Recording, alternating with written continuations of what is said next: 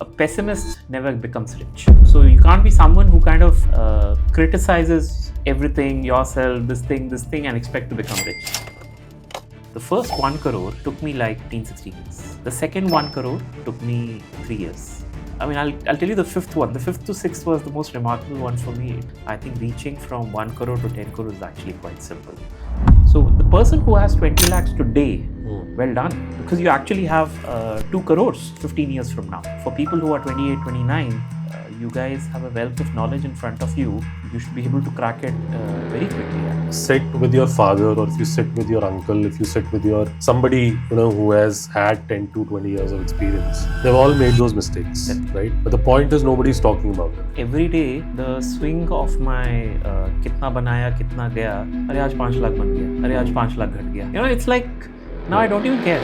Even if you have lost 4, 5 or 10 lakhs also, I don't think it matters much, right? Because in the long term, this 10 lakh would feel like a... So Shankar, where do we start? Let me start with that, the first point that you raised, that how has the progression been for me, from 0 to 10. And it's a very remarkable journey because the first 1 crore took me like 15, 16 years. Right. Since starting work. The second 1 crore took me 3 years. The third 1 crore would have taken me around, again, some 3 years or something. The third, fourth, I'll tell you the fifth one. The fifth to sixth was the most remarkable one for me. It took me 5 months. So to do an entire crore within a 5-month period when I was barely earning anything. So YouTube does not pay much money. It was as similar to my salary, what I used to earn at ED Money. So similar stuff. So it's effectively all my investments, and thankfully the market's doing well, that punch up came in. So I completely, I'm living proof of the fact that while your first crore is going to take you a lot of time, I think reaching from 1 crore to 10 crore is actually quite simple. So that's first. Second is on this 10 crore portfolio that I'm currently at, it's not very complicated. A lot of people use too many assets and too many instruments to do it. I don't use too much. I have stuck myself to only 4 things. Number one is mutual funds, which is both equity, debt, and hybrid. That is about 6.2 CR at the moment. So a bulk of my, portfolio is actually into mutual fund. And when I use the word mutual fund, iska matlab ye hai ki I have a manager who's managing that money for me. Right? That's what the fund manager's job is, right? Yeah. Then I have 1.4 CR, which is in direct purchase of shares, direct equity. And there I don't have a manager. I'm myself managing it. So I do the picking up, I do the selection. We can spend some time on that as well. So this comes to 7.6. I have a piece of land, bought many years back. And obviously, I had no say in that. मुझे सिर्फ check काट के देना था. It was my father who insisted, old school, property, that kind of this thing. This was purchased at I think 10 lakhs or something, and it is now around 1.5 crores. Okay, so it's done well. It's a beachside property, so obviously it does well. And then the remaining money is all in my EPF and my PPF account. So Provident Fund, and this is about 1.2, 1.3 crores. So all put together, it's about 10.2 crores at the moment. That's there. So, let's start with this entire thing that somebody who's, let's say, 28, 30 right now, right? And he has started earning maybe in let's say the last 4, 5 years. And now the dynamics have changed from, let's say, from your time, to this particular time. Equity has become, the go-to asset class, which was not the case earlier. Correct. Right? And there are lots of other asset classes which are also popping up, being regulated, being studied, right? So it's really a time, especially in the Indian markets, where now people do have better options. Yes. And at the same time, because things have gone digital, the access to them is also easier, and at the same time, to pull out of them is also much easier. Correct. Right? So do we do this like if somebody, because 10 CR is, prudently a number where people generally not assume, but a lot of people do believe that. Even, certified financial planners or fund managers also say that if you have 10 crores in India, you can retire, you can be financially independent, you can live a life where you don't have to now think about money as as one of the aspects of your life that you need to focus on actively. Mathematically, for me, it's so I've done these maths myself, Right. and what I figured is that I can spend 3.5 lakhs. I can stop working if I want to. I Right. can spend 3.5 lakhs every month, growing at an inflation of 7%. Yeah. Uh, and if I live till 85, it's okay. If I live more than that, then I'm in trouble. But till 85 years of age, I can spend 3.5 lakhs and upwards every Right. month. So Right. that's more than enough, actually, 3.5 lakhs for me. How do we take this forward in the sense that one is that if you want to, let's say somebody like again 28 to 30-year-old, he now has about 15-20 lakhs in savings maybe, or even a number below that or higher than that. Right. But definitely is not reached a crore yet. Yeah. Right. And the final number, let's say the destination. So we are saying 10 CR now, but yes, this could be 12 CR or 15 CR, given that the inflation will happen, years will pass by. Correct. Uh, how do we reach there? Is it that we should first discuss, let's say, a strategy roadmap, or is it there are certain fundamentals or universal rules that we should talk about that people should know about? How should we go Yeah. about So this? yeah, I think we'll have to start with the basics only. People, the problem is that when this gentleman has let's say 20 lakhs them, and to look at 10 crores, it becomes a very overwhelming kind of a target. Right. कि यार अभी तो 50 गुना और करना है, right? So that's a Right. little too much.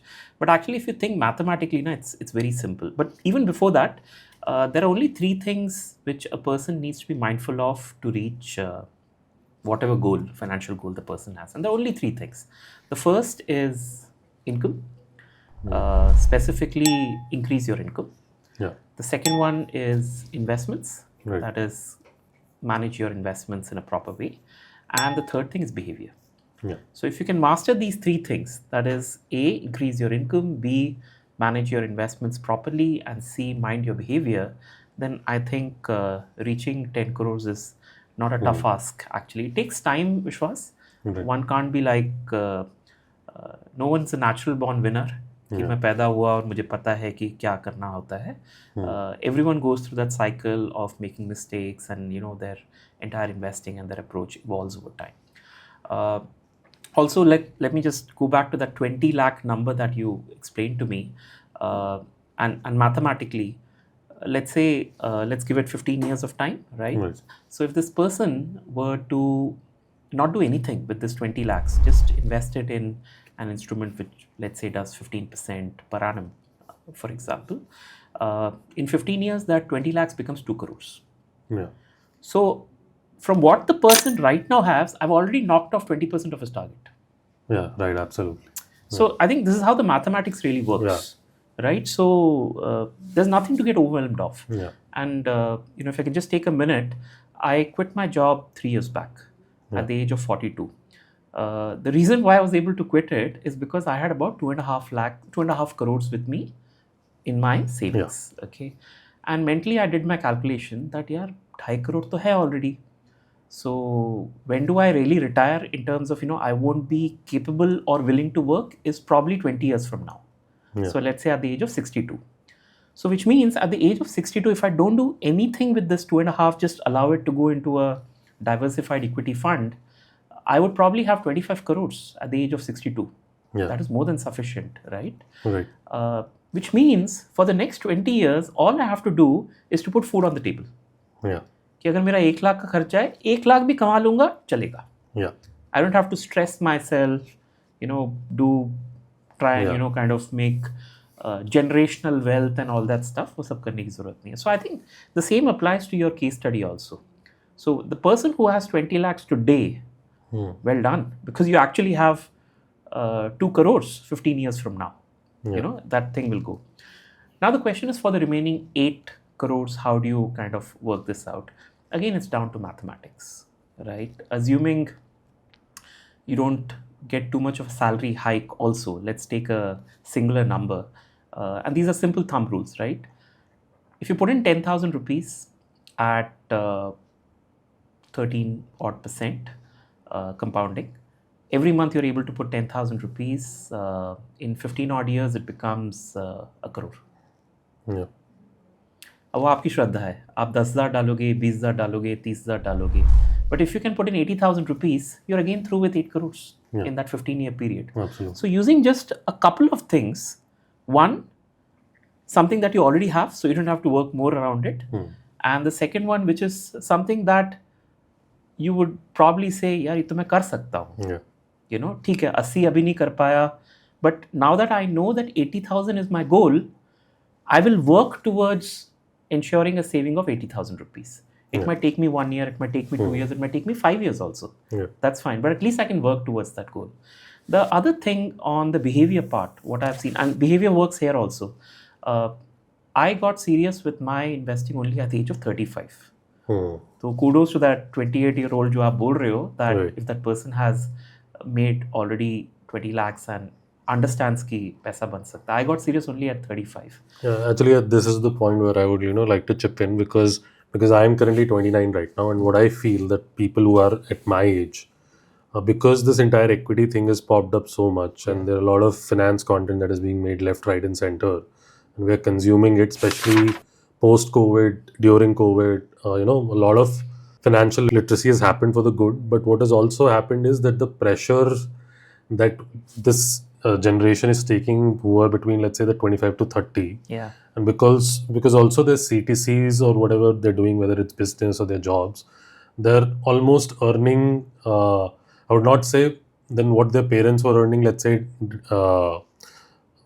during, what their parents are earning at 50 or 60. Yeah. They're absolutely earning that money at 25 or Absolutely. Correct. Right. So they have the money to invest. Correct. Right. And they're really now getting to a point where because there are certain, obviously, if you have that income at your disposal, what is also happening is that you will make mistakes during this period, right? And these are mistakes if you sit with your father, or if you sit with your uncle, if you sit with your somebody who has had 10 to 20 years of experience. They've all made those mistakes, right? But the point is nobody's talking about them. Because they are living in their own silos, and they're thinking that I've actually lost 5 lakhs, or I'm not able to reach where I should have been now, right? But I think the point that we are missing, because you said that you got serious at 35, right? So at least I think what, as a young generation, we should see is that this has been a training ground for 5 years. Yes, absolutely. Right? That this has been a training ground. Correct. For example, in my personal journey, what I have seen is that it started with euphoria, that I'll personally pick stocks myself. हाँ, 1 करोड़ तो मैं अभी पहुंच जाऊंगा, 30 ये तो मेरे को full time कर लेना चाहिए, Correct. वो आता है. Correct. Then sort of sense kicks in. That then I basically saw that ठीक है, ये मेरे से नहीं हो सकता. I need a professional, maybe a fund manager. But then still I was still of the view that stocks are better than managed funds, right? So for me, I started putting my money through a SEBI registered broker in stocks only, right? So a lot of people actually feel that stocks are better than mutual funds. And some people do, they start with stocks and then they come down to mutual funds. And I'm one of those examples. Right. So when I started with stocks. But उस time पे क्या था, mutual fund ना उतना known नहीं था. Right. I mean, I'm talking about 2003, 2004, right? Yeah. There weren't too many mutual funds also at that time. Right. So I started with stocks. So I did a nice chunk on stocks. I think एक time पे 70-80 lakhs तक पहुंच गया था मेरा net worth at the age of 27. Then the global financial crisis came. तो वो नीचे गिरा. And it's again comes back to the behavior thing I'm telling you, that I lost confidence in my abilities. It was not my abilities. It was basically that the entire market was on a drawdown situation, right? Right. But मुझे ऐसा intrinsically हो गया कि maybe I'm at fault somewhere. Right. So I lost confidence in this thing. Then also life took over. I had my job, etc. I re-entered the market only in 2014 after that. Wow. So during that period, I was like completely nowhere. So when I say at the age of 35, that's 2015. I can show it to you. My NSDL account that मुझे email से आता है, it shows 75,000 rupees in stocks, 45,000 rupees in mutual funds. Right. That 75 has now gone up to 1.4 CR, and that 45,000 is today 6.2 CR. Right. So it's, I mean, 35 is when I got serious. Can you imagine this? Yeah. But again, as an inspirational kind of a thing, you know, if I can do it in 10, at a time when I started, there was no YouTube, there was no, you know, kind of influencers or anything of that sort, right? So everything was my own experimentation. For people who are 28, 29, you guys have a wealth of knowledge in front of you. You should be able to crack it very quickly, actually. So Right. that's how I would look at it. Yeah, absolutely. Like more than even cracking it, it's about reaching a point where, because if somebody is starting at 35, they'll also make their share of mistakes. So maybe they'll take 2-3 years. Whatever time we have to spend, we've already spent that. So our real compounding engine maybe can start at 32, 33, Yep. or even let's say 30 also, right? So I think we need to stop, number one, taking that guilt or feeling that, uh, even if you have lost 4, 5, or 10 lakhs also, I don't think it matters much, right? Because in the long term, this 10 lakh would feel like हाँ कुछ नहीं पता लगेगा. it will not even, feel very insignificant in front of what you'll be able to achieve in the long term. Like nowadays, every day, the swing of my kitna banaya, kitna gaya, Right. the average is about 4 to 5 lakhs. Yeah. अरे आज 5 लाख बन गया. अरे आज 5 लाख घट गया. You know, it's like now I don't even care. Yeah. You know, at one time, even 10,000 rupees, 15,000 rupees used to be like a scary kind of a situation. Now it's like minimum it's 3-4 lakhs every day, the swing that happens. And I'm pretty okay with it. So that's there. But yes, the sooner you can reach that 1 crore mark. And one more thing I noticed, you know, the moment you start seeing a lot of greens in your portfolio account and you see that the number is going up, somewhere your brain will start, you know, your this thing, entire attitude will become, this thing works and I want to work a bit more in increasing this number. Right. So it becomes like an internal scorecard for you.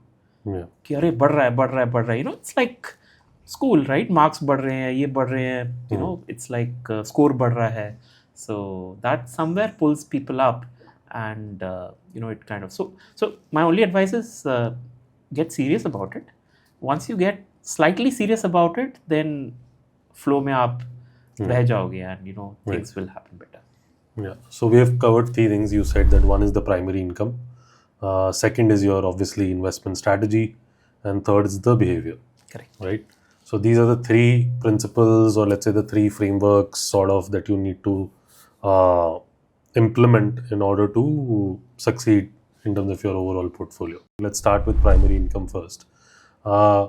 So again, the same problem with, let's say, the young investors, or with all of this financial literacy that has happened, is that the goal has, not the goal, but the focus is completely shifted to investments and investment strategy, which is obviously good.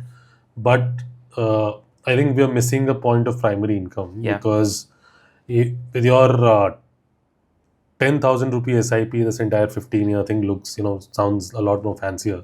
But a guy doing a 1 lakh SIP and making just even 10% returns versus your 15% returns at your 10,000 SIP is doing much better, right? So what's your thing on primary income? How things that worked out for you? You have also been in a job, you have also been self-employed, now you have a personal brand also of yourself. So just walk us through the role of primary income. Sure. So I think primary income is probably the most important catalyst for you to build wealth. A lot of people come and say that, मैं full-time trader बनना चाहता हूँ, and this thing. Somehow I don't understand that concept quite well, because even if you start doing it full-time, you might make 20% return, if you're lucky.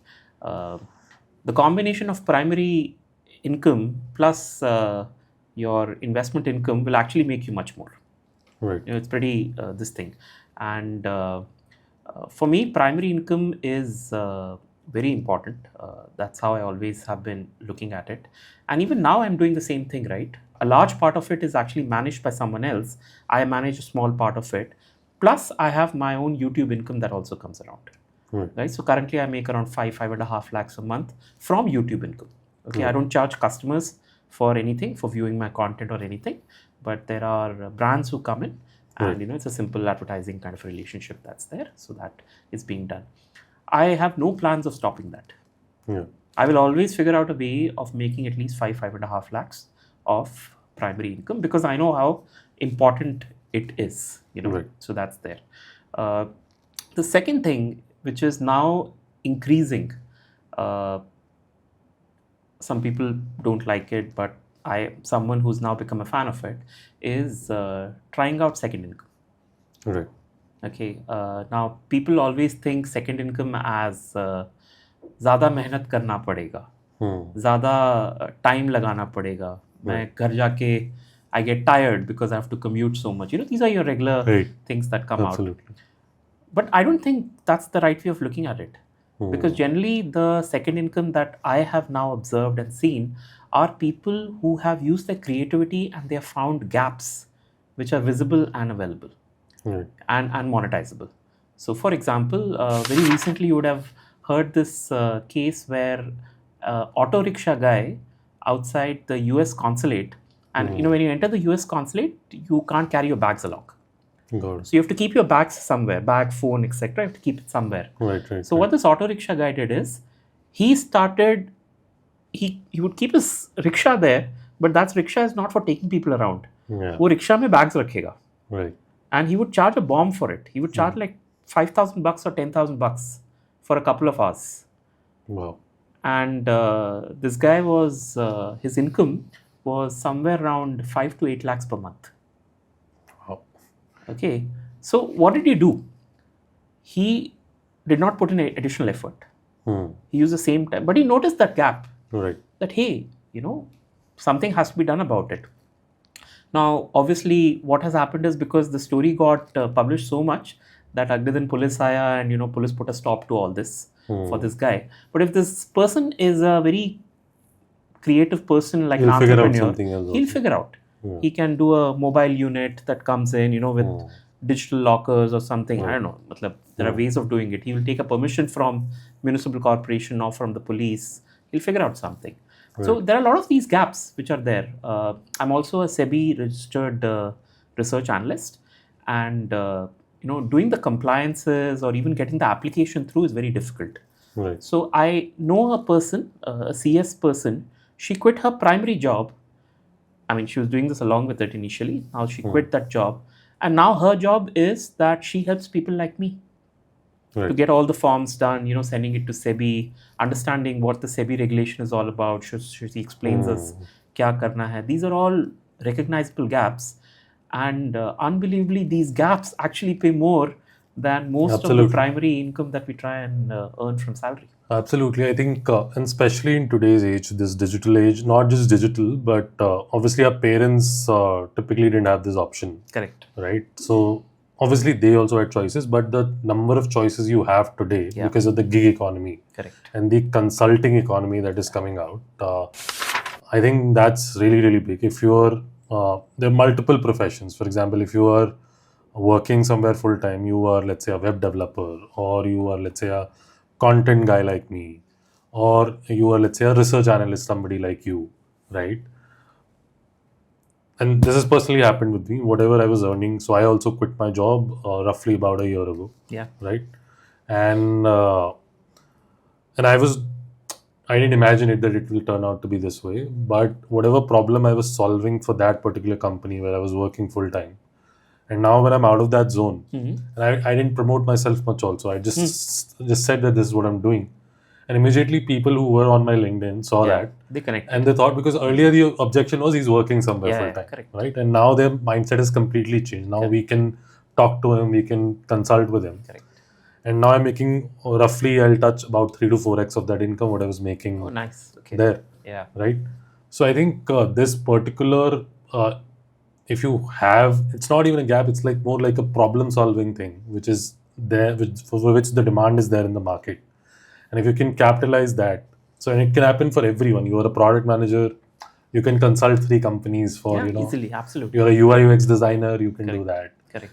I think the only thing which I would add to that is that maybe don't be in professions which are sort of Conflict neurology.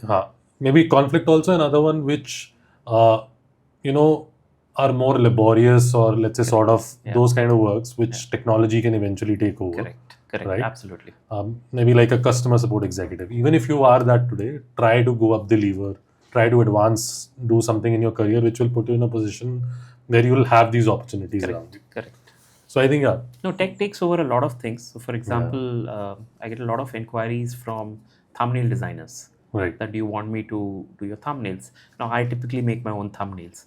Right. Even that has gone through an evolution. Yeah. So initially I had to kind of put my face in, और उसके बाद कोई background लेता था, ये करता था, cut करता था ये. Right. Now I just put a prompt to AI and AI is able to give me a decently good this thing, and then you have iterations that you have to do on top of it. But yeah, within half an hour now I get my thumbnail, which technology is able to do it for me. So certain things, obviously AI will not be able to replace. For example, AI will not be able to replace a person, his or her credibility, authenticity. It will not be able to replace. It might replace the knowledge. So if you are knowledgeable on X thing, I can get an artificial intelligence model of yours to replace that same knowledge. But I like working with Vishwas. How does the AI replace that? Right. So I think people have to think a little more strategically on this front, especially because you mentioned personal branding as well. Right. So one has to get the people to people connection in whatever you try and do. And you have to be comfortable in front of the camera now. I think for any 30-year-old, I would advise that, because you can't escape the camera now, because everyone is like, even every company now pushes their AVPs and vice presidents, etc., to come in front of the camera, do some weird stuff on LinkedIn and YouTube, etc. So these are skills that one has even to if you're now not comfortable now, cloning can be done. You have your own AI avatars and all वो that. सब तो possible है. Correct. The possibilities are endless now. Correct. So I think to conclude primary income, what we can conclude here is that, especially in India, I think we are at the cusp of right opportunities. We are at the cusp of right momentum. There is demand in the market, and you just have to. Yes, there is some sort of leap of faith that you'll always have to take in order to increase your primary income, with not just having a second income to pursue, but also I've seen people switching from jobs, like from completely, if they were, let's say, in a very legacy company, they would go and join a startup, or they were, let's say, if in a startup, they would go to a legacy company, or they would do certain shifts, which was, let's say, not expected out of them. Correct. Right? Traditionally. So I think doing those sort of a little bit of risk taking takes you a lot far ahead, which you can only know after doing that. Yeah, I'll say, never close doors. Yeah.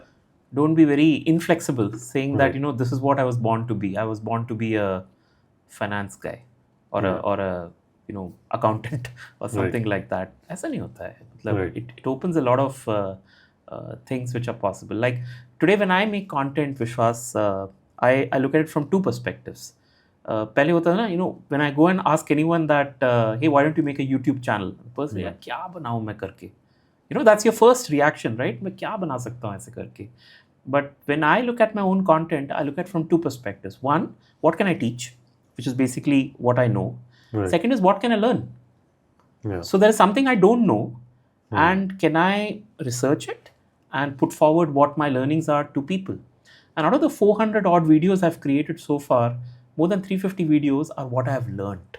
Right. I had no idea about these topics when I first even read about it. Yeah. And I could learn, I could assimilate that information and present it in a way that is helpful for people. So that attitude is required in your work also, because that will open a lot of doors for you. Absolutely. So yeah, we are done with primary income. Now let's come to the investment part of it. Now, yeah, I think this is a very open discussion. This is also very subjective, but yeah, would love to hear your take on it. Yeah, so everything starts with basic thumb rules when it comes Yeah. to investing. We all start with that, and the most basic of all thumb rules is the 100 minus age rule. Okay, you're probably going through it at the moment. So at the age of 29, let's say 30.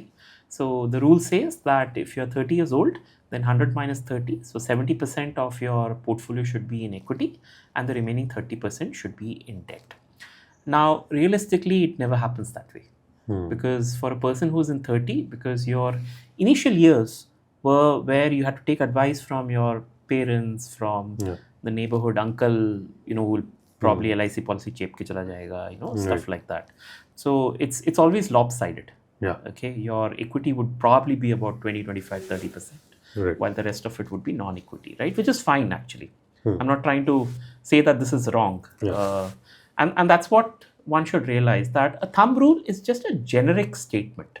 Right. It is to help you out with a lot of it's kind of on a good faith basis. Right. That I'm trying to think good for you, so this is what ideally it should be. It never happens. Now here's where things become a little more remarkable. At the age of 40 or 50, this thumb rule stops being a thumb rule. It becomes more like something you should ignore. Because take me as an example, and all my friends, etc., as an example. What I've noticed is when a person moves into 40s, moves into 50s, he or she gets the realization that, hey, I don't need so much of non-equity with me. मेरे को एक घर चाहिए जो है मेरे पास. Right. मेरे को इतना सा डेट में चाहिए, which can be bonds, which can be mutual funds, etc., FDs, etc. इतना सा मैं गोल्ड में रख लूंगा, and the rest of the money can go into equity. So I am at that stage at the moment, Right. where every penny, every paisa I earn actually goes into equity. Yeah.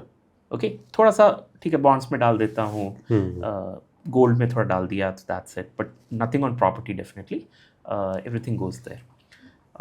So number one thing is with investments, it has to be created for you and not on the basis of some generic rule. Okay, so if that understanding is clear, then the second job is for you to create your own blueprint. Right. Okay, now how does a blueprint work? Obviously, it starts with an understanding of how much you can save at the moment. And you did that example of that splitting the 10 crores into 2 crores plus 8 Right. crores, looking at the SIP kind of a thing. So that thing one has to do. I'm sure a lot of your viewers would have done that. Excel sheet उठा के सबका मन करता है to write down, Yeah. this is my SIP, मैं इतना कर दूंगा तो इतना हो जाएगा, ये हो जाएगा, वो हो जाएगा. That's a great starting point. Right. ठीक है, for a lot of people. Then the next question comes in terms of where should I, what instruments can I use? You also mentioned on the fact that there are today a lot of options which are available for people, both on equity and on the non-equity side. That becomes your next level of understanding कि कैसे करना है और उसमें से कहाँ पे पैसा, कितना पैसा डालना है in terms of allocation, that is. That is, should I put 50% here, 30%, 20%, 100%, etc. Yeah, I think doing these 3-4 major activities is basically the base of what we call as investing. Right. And now let's come to our next part, which is behavior, right? Which you personally focus a lot on. Yes, I do. Right. Yes, I do. So because on the outside of it, we always because it's mathematics, right? And mathematics is completely fixed and logical, and it cannot fault, right? There can't be any faults in mathematics. But still, people sort of dwindle away, or this happens, and that is where the human angle comes in, the human brain, the psychology of it, right? So yes, walk us through this entire behavior thing, which is so important. Sure. So I think the most weirdest thing I've really seen is that people often create an identity for themselves and they persist with that identity all their life. So for example, my father, for example, my parents, for example, now he believes he's a conservative investor. Right. तो उन्होंने अपना एक tag बना लिया है कि I am a conservative. So his entire thing in life has been very conservative. So he'll not look beyond a FD. Maximum will go for a corporate FD. That's it. Right. He might take a safe bond, a AAA kind of a bond, but he would never touch equity. He would never touch a mutual fund or whatever, right? So people assume these identities for themselves. Not just this thing. Even people of your age, my age, people do assume certain things. That's a problem, and I'll tell you why it's a problem. It's because a situation changes. Let's take a simple example. If I present you with a stock which is currently, let's say, 1,000 rupees, you'll say, oh, it's expensive. Okay, I also agree it's expensive. But what if a year later I present that same stock at 200? 200 also might be expensive, based on what the current situation of the company is. But there'll also be situations where it's actually very cheap. Right. So the behavior problem that I've seen with a lot of people is that they don't change their track according to the situation. They kind of stick to that thing, which becomes a big problem because they miss out on a lot of opportunities because of that. Right. So I always tell people that depending on the situation, you change your approach. That is a very important thing I've seen. The second thing, and again, this is very interesting, is that there are a lot of biases we have, which is very intrinsic, and almost every person goes through these biases. One of the most common biases is obviously your recency bias. Yeah. कि market बहुत अच्छा चल रहा है तो चलता रहेगा. Now you ask that same question when the market was down by like recently, the small caps and micro caps and the mid caps, they were down by like some 20 odd %, between this December to April period, right? This particular year, December 2024 till April 2025. Had you asked the same guys 6 months back that, कैसा चल रहा है? They say, oh, बहुत बढ़िया है, ये तो small caps will keep on doing well, but now the framework changes, right? So this is again a part of behavior only, where you take the recency, what has happened recently, and you say, okay, this is going to, and you extrapolate it, that this is going to go on for a very long time. This becomes another massive problem. A third problem is obviously the anchoring problem. I think everyone goes through it. So, for example, in my case, when I first bought Titan Industries, it was way back in 2003, 2004. Right. The entire company was available during that time at about 300, 400 crores. Today, the monthly profit that Titan makes in a single month is 300 crores. So imagine at that time, the entire company was available at 300. Now, the bias in my case was I bought it at some 80 rupees or something at that time. This is pre-split and everything. And then within 5 months, the amount doubled. I was very happy. Oh my God, I'm like the next Peter Lynch. I've been able to identify this company. And 5 months it doubled. I sold. Very happy, saying that, I've doubled my money. And then to my shock and horror, I saw the amount getting doubled and doubled and doubled and doubled and doubled and doubled. So actually it became 1,000 bagger in the last 20 years. Right. Yeah, so but now the question is that why didn't I buy? I'm seeing that Titan is a great company. It's doing well, it's probably going to do well. That's the anchoring effect. Because मैंने पहले जब खरीदा था, मैंने सिर्फ ₹1 पे खरीदा था. So my mind was not ready to kind of motivate me to say that, how can I, who has left that company at ₹1, will buy it once again at 100? Right. Okay, but again, I've learned from this. So this was an experience. I learned from this, and now I do something called averaging up. So I don't do averaging down much. Right. I do more of averaging up. So if a company is looking good, it's done well, but it has even better prospects, I don't mind buying it more. Right. A good example is Himadri Specialty Chemicals. I bought it when it was like super low valuation at 42 rupees. I bought it again at 420 rupees also. Okay, it's right now I think around 500 or something like that. And I think the same logic applies to mutual funds as well, right? Exactly. So when you do an SIP, without even you knowing it, you're actually averaging up. Right. The same thing happened with Parag Parikh for me, right? So I told you the first installment, the first SIP I did was at 17 rupees NAV. Right. Now if it's at 93, 98 or whatever, it's gone up by some 6 times. Right. right? So there's a 600% growth on that first installment which I did, but because I kept on buying it, my XIR is at 20%, Right. which is actually still a good number, right, to have. So that's basically averaging up, and the mistake we make is obviously the anchoring that goes along. Another very fundamental mistake relates back to the first one I told you is uh, it's very short phrase, but what I say is a pessimist never becomes rich. Right. So you can't be someone who kind of uh, criticizes everything, yourself, this thing, and expect to become rich. It's almost next to Yeah. impossible, right? So you have to be an optimist when it comes to investing to make your money. There's no harm in being safe and cautious. So if you're a safe person, you're a cautious person, please look at FDs, bonds, debt, mutual funds, real estate, gold. There are enough options there as well, right? But if you want to kind of go above the average, equity is one great way of looking at it. But then you'll have to be an optimist also. And I think one more last thing which I tell everyone is that at some point you have to trust someone. Right. Okay, but it should not be blind trust. So please trust, but also verify. That's very important. It includes whatever I am also saying it. So there's a lot more to it, obviously, different kind of behaviors. But these are the 4-5 behaviors which I have felt, which really kind of helps me in working my way through my financial life, basically. Right. Yeah, I'm always trying to see if there is something better for me over time. So it all kind of comes in together. Right.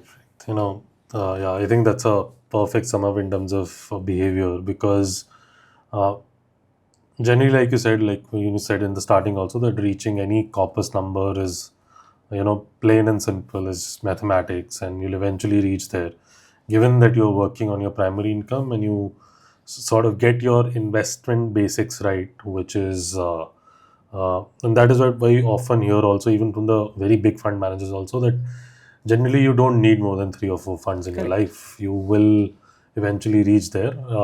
It is just that the human mind or the behavior which sort of falters us from reaching there, right? So this behavior part specifically, I guess, is extremely important, and that is what people need to factor in the most. And I think if somebody came in, by clicking on this video, that he'll just get a complete blueprint and a roadmap that these are the ingredients and you just put them and you'll reach 10 cr. Maybe he or she will take something more from something more than just that it's actually about universal principles. Because at times what I've also noticed, not just in investing or in general in life, whether it is careers or everything, what you're thinking from the outside, that you're making it so big in your head, Yeah, correct. right? Absolutely. And eventually, when you sort of start to practice that or do that, or when you hear it from somebody who has done it or experienced it, you just certainly realize that I was just making so many things in my head, but it was just rather simple. There's a very simple phrase. It says you rise up to your expectations. Right. So if your expectations are there, Right. Eventually you will rise up to that particular thing. Your thoughts would actually define you. If you are going to question your expectations also, then it becomes very difficult for you to get there. So it's as simple as that. But yeah, this is exactly what I wanted to stress through this podcast, that A, there is nothing to get overwhelmed of. Yeah. B, a lot of it is going to be mathematics, right? C, make sure that you feed in enough capital, just like you need nutrients to have energy to run. It's similarly, you feed in capital, and if you can increase your income, then nothing like it. It makes your job a lot more easier. Number 4, where people get it wrong, is obviously the behavior. You will make mistakes. Please don't think that you're going to be perfect or a natural born winner. It's never the case. You will make mistakes, and the idea is to understand that yes, I made a mistake and I won't repeat that particular mistake.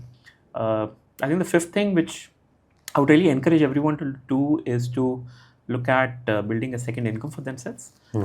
It's really it's been the joy of my life to actually been able to do a career change. 5 years back, no one would identify me as a YouTuber. Today, everyone only identifies me as a YouTuber. They have forgotten what I used to do before YouTube, and that's a very pleasant change. And by doing this, now at least I have this feeling that every 5 years I can change what I Yeah. want to do. You know, Right. it's given me that confidence that I can do that, and that's a great thing to have. You know, in Absolutely. your arsenal of things that you want to do. It's more powerful than a bucket list. Right. You know, we say, oh, I want to visit the Leaning Tower of Pisa or whatever. That's just a come and gone. But you know, if you can reshape your life, I think there is nothing better than that. So yeah, I think we discussed a lot of these things. So thank you so much. This was Yeah. good fun. And yeah, if anyone has any questions, I'll be happy to Sure, answer sure, it in the sure. comments also. Yeah. Thank you so much, Shankar, for joining us today.